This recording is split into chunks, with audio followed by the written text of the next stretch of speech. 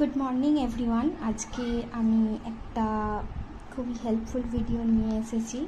জানি না আপনাদের কাছে হেল্পফুল লাগবে কি লাগবে না, তো জানিও কেমন হেল্পফুল কিনা। তো সামনে এসএসসি পরীক্ষা, যেহেতু 9-10 সিলেবাসে লুসি পোয়েমস রয়েছে, তো সেই লুসি পোয়েমসের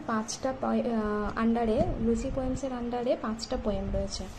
তো সেই 5টা পোয়েম আমার তো পড়ার সময় খুবই পাজল হয়ে যাচ্ছিলাম যে কিভাবে মনে রাখবো সব পয়েন্টগুলো, কারণ সবই প্রায় একই ধরনের লেগেছিল। তো সেই জন্যই আমি পড়তে পড়তে যেরকম মনে হয়েছিল যখন পড়েছিলাম, তো সেই অনুযায়ী এরকম লিখে রেখেছি। খুব ছোট ছোট করে লিখেছিলাম, কারণ একটা পেজেতে 5টা পোয়েম একসঙ্গে রাখার জন্য, মনে রাখার জন্য, বা একসঙ্গে দেখতে পাই, যাতে দেখলে বুঝতে পারি। তো সেই জন্য খুব ছোট ছোট করে আমি যখন পড়ার সময় তখন লিখে রেখেছিলাম। তো সেটাই আজকে শেয়ার করছি। এটা হচ্ছে লুসি পোয়েমসের যে পোয়েমটা ছিল, strange fits of passion. Second হচ্ছে she dwelt among untrodden ways.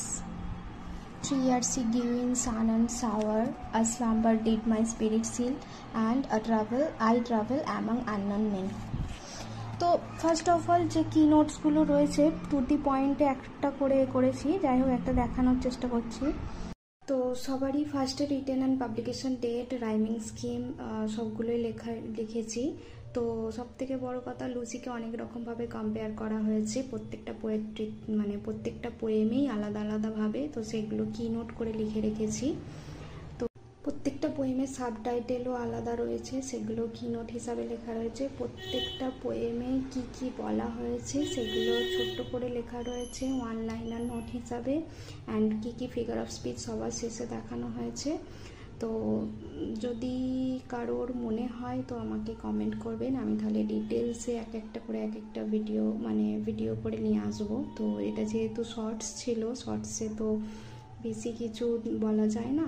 তো কারোর যদি লাগে অবশ্যই কমেন্ট করবেন, হেল্পফুল হলে। থ্যাংক ইউ, ভালো থাকবেন।